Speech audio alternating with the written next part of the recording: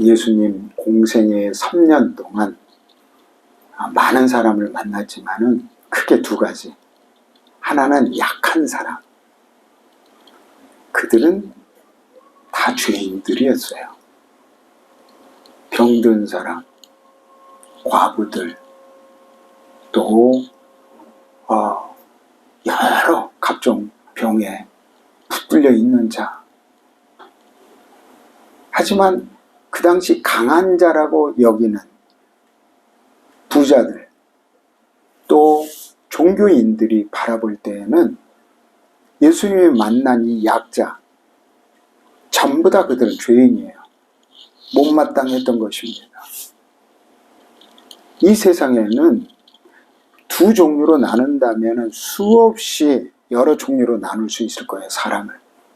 그러나 하나님이 보실 때는 약자와 강자가 아니라 세상은 그렇게 봐요. 약자와 강자, 결국 두 종류밖에 없을 거예요.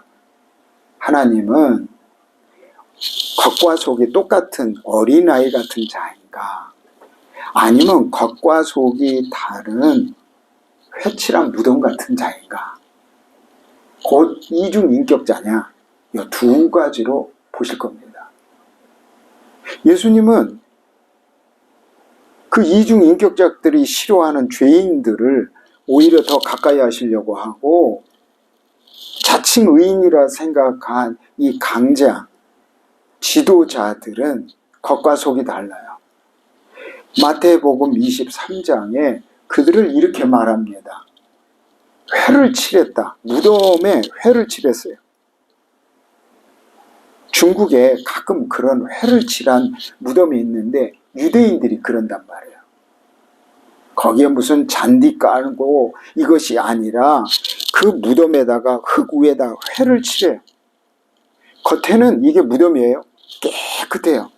무슨 건물 같아요. 얼굴은 깨끗해요. 아주 매력이 넘쳐요. 하지만 그 회칠한 무덤 속에 뼈가 다 썩어가듯이, 살이 다 썩어가듯이 내면에는, 그 사람 마음 속에는 너무 흉물스럽고 냄새나 가까이 할 수 없는 사람이라 이 말이에요.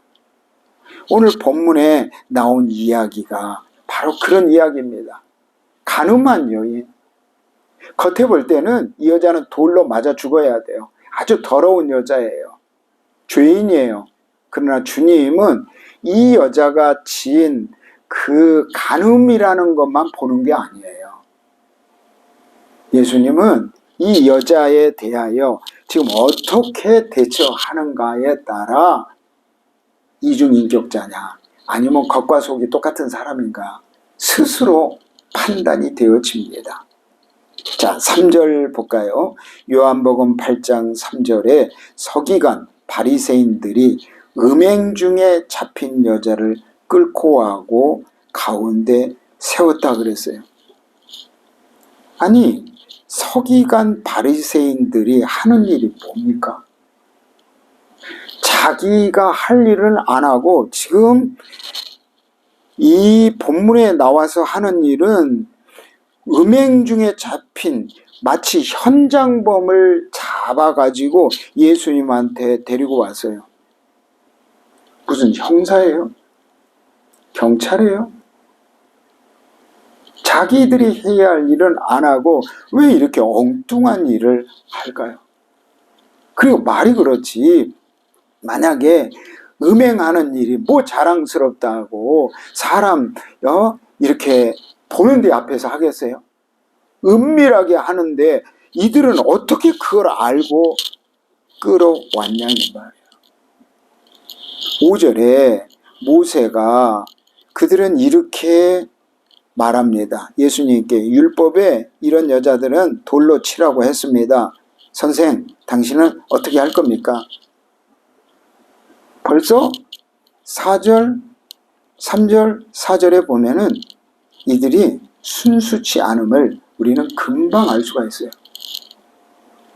이 여자는 모세의 율법에 의하면 돌로 치라. 당신은 어떠냐? 6절에 보세요. 그들이 이렇게 말하면은 이제 목적이 나오죠. 고발할 조건을 얻고자 함이라. 누구를 고발해요? 지금 이 여자를 고발한 게 아니라 예수를 고발할 조건을 얻으려고 이 여자를 이용해 먹은 거죠. 바로 뒤에 나오잖아요. 예수를 시험합니다. 와, 하나님도 우리를 시험치 않는다고 했는데 인간인 주제에 하나님을 시험하겠대요. 이게 무슨 발상입니까? 이게 가능한 일입니까? 우리는 가끔 우리가 다른 사람을 시험하는 일도 나쁜 일이에요. 예를 들어서 기업에서 어떤 사람 더 중직에 쓰려고 그 어느 기간 동안 시험해 보는 거는 가능하겠죠. 좋은 목적으로 진면목을 알기 위해서 시험할 수는 있어요. 그런데 나쁜 목적으로 시험하는 것은 사람에게 하는 일도 이거는 가당치 않아요. 이건 나빠요. 근데 감히 하나님을 시험합니까? 물론 성경에는 11조에 관해서 시험해 보라 그랬어요. 내가 쌓을 것이 없도록 채워주지 않는가? 한번 해보라. 그런 말씀은 있어도 아니 하나님도 우리를 시험하지 않는데 우리를 단련시키고 연단하는 거는 가능하지만은 시험하고 말은 다르잖아요. 사람이 악해지면은 어디까지 가냐면은 사람을 시험하는 자리가 아니라 하나님을 시험하는 자리까지 가요. 한번 어떻게 해나 봅시다. 이거는 말종이에요. 갈 때까지 다 간 거죠. 하나님 앞에 너 어떻게 하나 보자 이거예요? 이들이 지금 그러고 있다니까요. 하나님의 의도는 뭡니까? 요한복음 12장 46절에 나는 세상의 빛이 돼요. 나는 세상의 빛인데 나를 믿는 자는 내가 빛이기 때문에 어둠에 있지 아니에요. 그런데 47절에 보면 내 말을 듣고 지키지 아니한 자는 심판에 이른다 그랬어요. 이 말씀과 오늘 본문을 연관시킨다면은 예수님은 빛이에요. 근데 시험거리가 뭐가 있어요? 어떻게 빛을 시험해봐요? 인간이 죄를 지은 인간은 어둠인데 어둠이 빛을 시험해요? 어떻게 시험해요 이게? 그리고 어떻게 해야 어둠이 이 빛을 이길 수가 있을까요? 문제를 발견해가지고 어둠이 이 빛을 무너뜨립니까? 내 말을 듣고 지키지 아니한다. 그들은 믿지도 않고 지키지도 않아요. 심판당할 일이에요. 요한복음 12장 47절에 결론이 이렇게 말합니다. 내가 온 것은 심판하려는 게 아니다. 나는 누구를 시험하려고 한 것이 아니라 나는 구원하려 옴이라. 너희들은 저 사람을 손가락질하고 현장에서 간음했다고 붙잡아왔지 이 여자 돌로 치고 싶냐? 하나님의 마음은 내가 온 것은 그게 아니라는 거예요. 오히려 이렇게 버림당한 이런 여자까지 나는 구원하려 왔다 이 말이에요. 48절에 나를 버리고 내 말을 받지 아니하는 자 마지막 때 심판받는다. 딱 이렇게 결론을 내립니다. 진정 그를 믿고 의지한다면은 빛으로 나가야 돼요. 그리고 어둠이었던 우리도 그에게 나가야 돼요. 하지만 그들은 오히려 더 멀리 서서 어둠에 있는 사람을 빙자해가지고 예수님을 시험하려고 합니다. 예수님의 마지막 십자가 가상칠언에서 뭐라 그랬습니까? 저들은 자기가 하는 일을 알지 못합니다. 저들의 죄를 용서해 달라 그랬어요. 오른편에 있는 강도가 너도 나와 함께 낙원에 들어가리라. 자기가 그런 고통 속에서 어머니 보소서 육신의 어머니를 생각하고 목마르다 엘리엘리 나와 사박다니 그런 고통 속에서 마지막에 다 이루었도다. 마지막 십자가 우에서 7말씀 속에서도 2말씀이 벌써 구원에 관한 말씀이라 이 말이에요. 그리고 어머니를 사랑하는 말이에요. 그 고통 속에서도 하나님이 자기에게 주어진 미션을 끝까지 하나도 남김없이 다 이루었다 이 말이에요. 그 이름 속에는 그 예수님이 오른편의 강도 죽기 직전에 나도 좀 당신 나라 갈 때 좀 데려달라. 그 강도까지 오케이. 네가 나를 의지하고 믿으면은 너도 갈 수 있다 하는데 이 가늠한 여인을 저들처럼 예수님이 모세가 그렇게 말한다고 진짜 돌로 치라고 말하겠습니까? 사람들은 법 좋아하는 사람은 법을 잘 지키는 사람이 아니에요. 법을 이용해요. 성경을 정말로 아는 사람은 성경을 갖고 남을 빗대고 판단하는 것이 아니라 오히려 그 돌을 나를 쳐야죠. 그 돌은 남을 치는 돌이 아니라 정말 여기에서 내면의 그 행간 사이에 나타난 뜻이 뭔지를 알았다면은 문자적으로 해석하지 말고 그 돌은 나에게 쳤다면 이런 일은 없었을 겁니다. 참 재미있는 일이 나옵니다. 6절 볼까요? 그들이 이렇게 말하면 고발할 조건을 얻고자 함이라 그랬어요. 그리고서 더 이상 말하지 않아요. 예수님은 야 생각해봐라. 너희들이 어떻게 종교 지도라는 자가 그래 사랑할 생각은 안 하고 이게 뭐니? 이렇게 말한 게 아니라 예수님이 말 한 말씀 안 하시고 6절 뒤에 보면은 몸을 굽혀가지고 손가락으로 무슨 막대기로 쓰는 것도 아니에요. 당신의 손가락으로 땅에 이렇게 글을 썼대요. 이 손가락으로 글을 쓴 게 무슨 뜻일까요? 도대체 무슨 내용이었을까요? 지금 예수님은 너희는 이 간음한 여인을 데리고 와서 이 여자가 문제인 척 하는데 예수님은 이 여인에 대하여 한마디도 안 해요. 손가락으로 써요. 7절에 볼까요? 그들이 묻기를 마지 아니하는지라 이에 일어나 이르시되 너희 중에 돌 없는 자가 먼저 돌로 치라. 아까 모세가 말한 것을 그대로 인용하는 거예요. 그래? 그러면 돌 없는 자가 쳐. 대신에 손가락으로 무언가를 쓰셨어요. 그게 뭐냐 이 말이에요. 물론 몰라요. 아무도. 뭘 쓰셨는지. 그러나 추측해 보는 거예요. 우리가. 뭘 쓰셨을까? 아마도 거기 막 돌로 치려는 그 사람들의 이름은 쓰지 않고 그들의 죄를 썼다고 가정해 봅시다. 내가 그들의 죄라고 딱 얘기하면 저도 이상한 사람 되니까 가정을 해보자 이 말이에요. 돌로 치는 사람한테 그 사람 이름도 손가락질도 안 해서 예수님은 몇 사람 그 이름도 안 쓰고 그 사람의 아주 굵직굵직한 죄 한 가지라도 썼다고 가정해 봅시다. 자기는 모른다고 생각한 그 죄를 썼어요. 그 사람에게 그걸 보았는데 내 죄가 지금 저기 땅바닥에 써져 있는데 그걸 알고서도 여러분 돌로 칠 수가 있겠습니까? 예수님이 뭐라고 합니까? 이렇게 말해요. 죄 없는 자가 돌로 치래요. 돌로 절대 칠 수 없잖아요. 없는 자가 치라는데 로마서 3장 23절에 모든 사람이 죄를 범하여 하나님의 영광에 이르지 못했다 그랬잖아요. 누구도 모세율법에 그렇게 돌로 얘기 있어도 너는 절대 칠 수가 없어.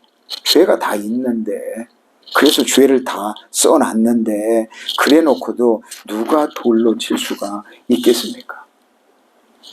로마서 5장 12절에 한 사람의 죄가 사망에 이르고 그리하여 사망이 한 사람의 죄가 누구겠습니까? 아담이겠죠.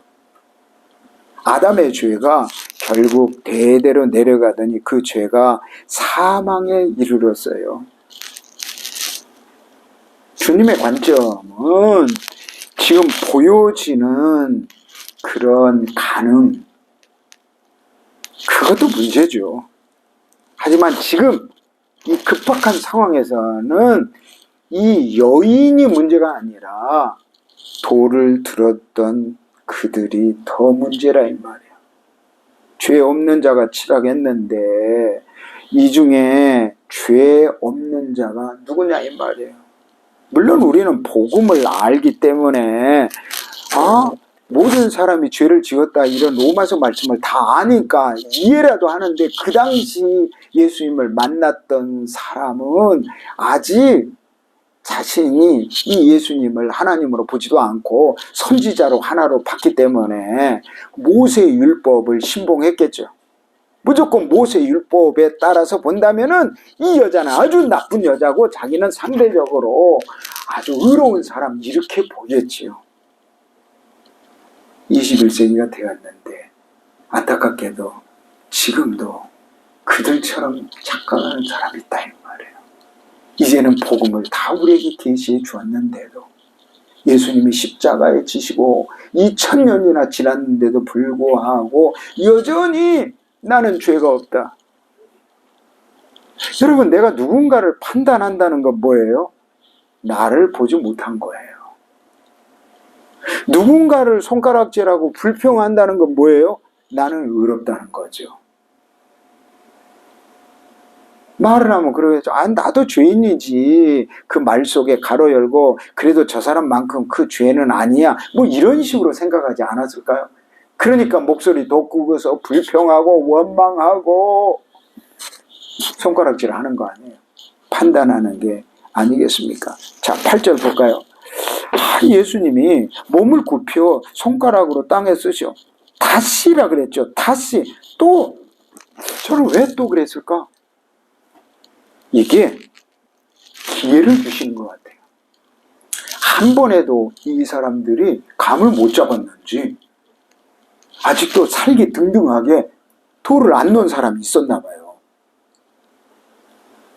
거기에 자기 이름은 아니더라도 죄가 기록되었다고 가정을 해보자 이 말이에요.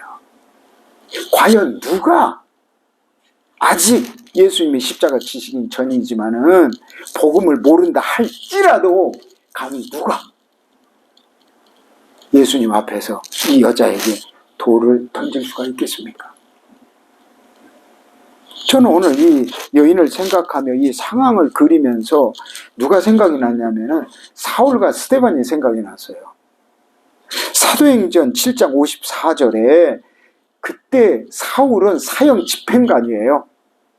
유대교회에서 그는 그들을 이단이라고 생각한 기독교를 믿는 그들을 잡아가서 사형할 수 있는 권한까지 있는 사람이었단 말이에요. 결국 그때 어떻게 되겠습니까? 스데반이 설교를 하니까 이를 갈며, 사도행전 7장에 그렇게 나오잖아요. 사울이 이를 갈며 스데반을 돌로 쳐 죽였다니까요. 물론 하나님은 계획이 있으셨죠. 그 사울을 쓰시기 위하여. 만약 그때 사울이 스데반을 설교할 때, 성령에 의해서 막 설교할 때 이를 가는 게 아니라 회개했다 하면은 이게 또 역사가 어떻게 바뀌어졌을지 모르겠어요. 9절 봅시다. 그들이 이 말씀을 듣고 양심의 가책을 느꼈다. 참, 요즘 사람들 이 양심의 가책을 느끼기까지 너무 어려워요. 하나님을 모르는 사람은 이 양심의 가책을 느껴야 되는데 이 양심의 가책을 느끼기까지가 시간이 너무 오래 걸려요. 어떤 사람은 딱 죽기 전에 양심의 가책을 느껴서 예수를 영접하는 사람이 얼마나 많아요. 아니 죽을 때까지도 성경을 던지고 믿음을 거부하면서 죽어가는 사람이 얼마나 많습니까?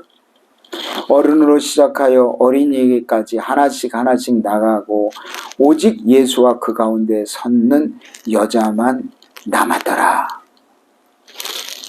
이제는 다 떠났어요. 문제가 해결됐어요.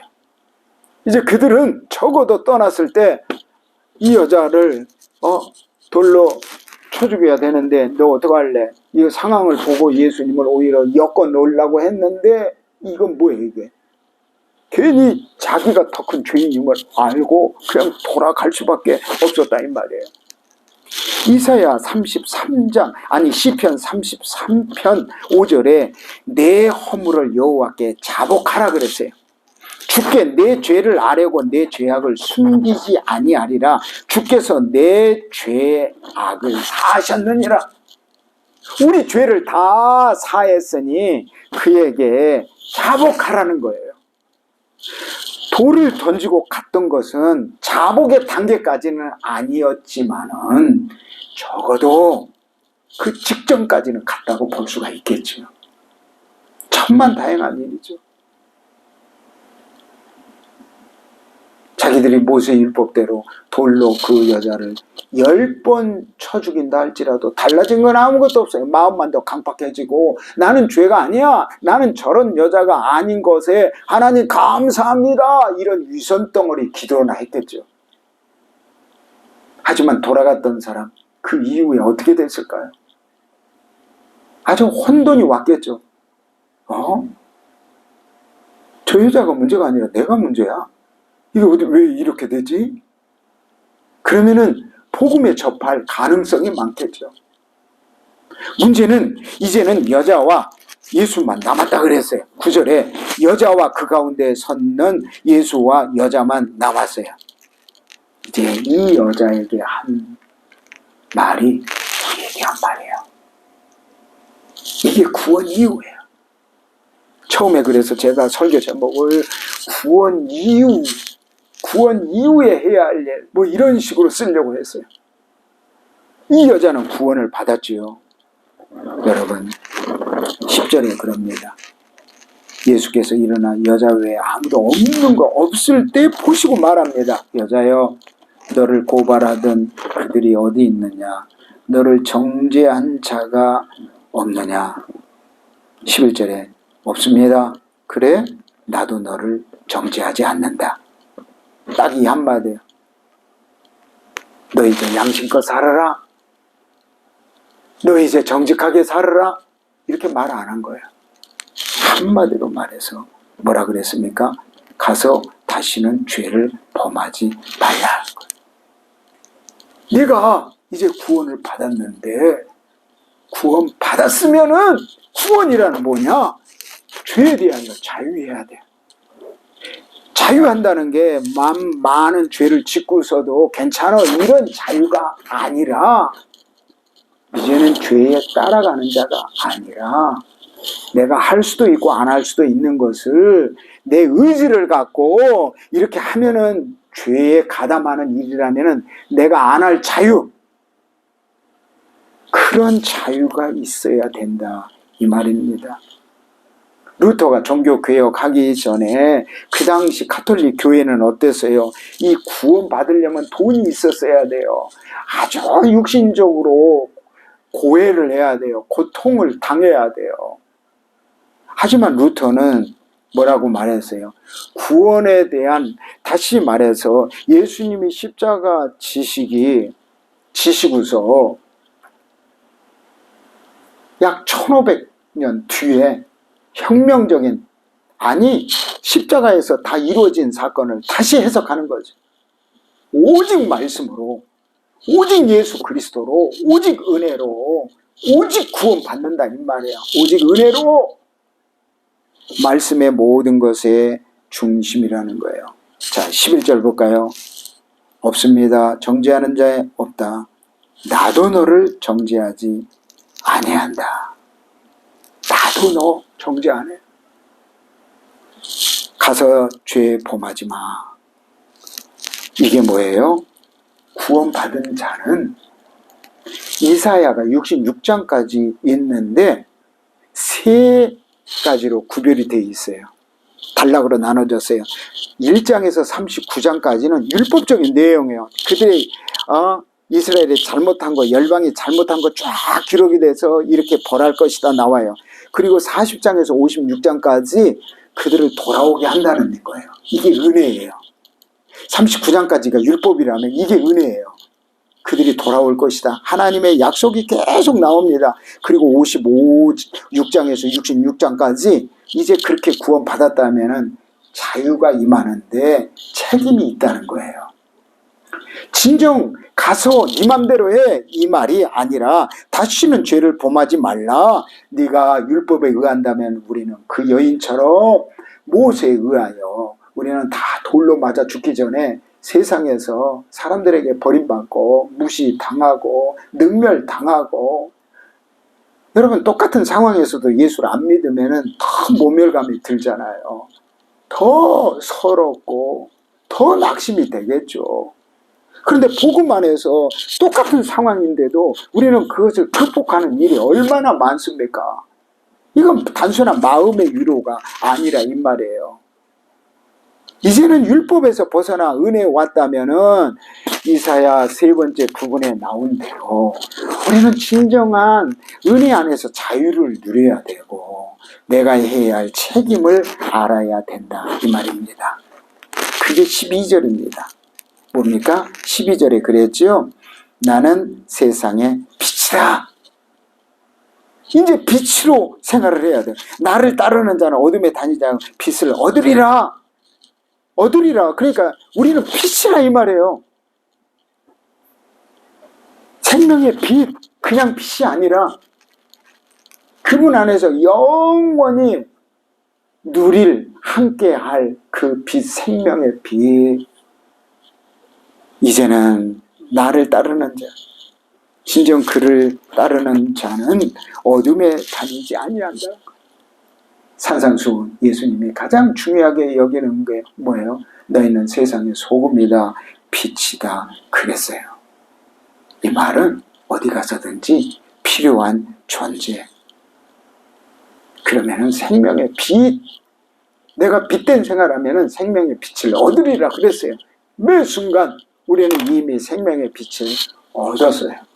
생명의 빛 안에서 우리는 살 수가 있고 살아야 된다 이 말입니다. 기도하겠습니다. 하나님, 땅에 쓴 글씨 눈을 열어 보게 하소서, 심령을 열어 보게 하소서, 깨닫게 하여 주시고 이제는 어둠이 아니라 빛에서 그 생명의 자유를 누리며 내가 해야 할 그것들을 믿음 안에서 행하게 하여 주옵소서. 예수님 이름으로 기도하옵나이다. 아멘.